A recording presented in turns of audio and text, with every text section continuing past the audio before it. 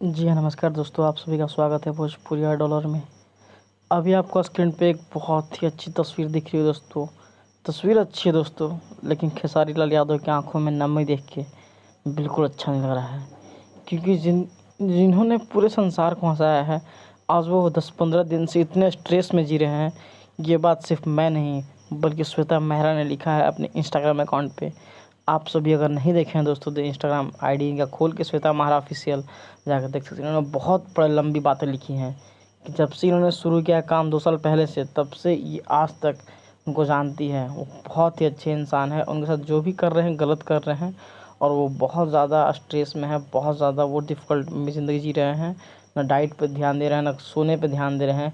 इन सब बातें उनसे हुई है शूट के दौरान, दिल्ली में जब शूट हुई थी। शूट की तस्वीर है।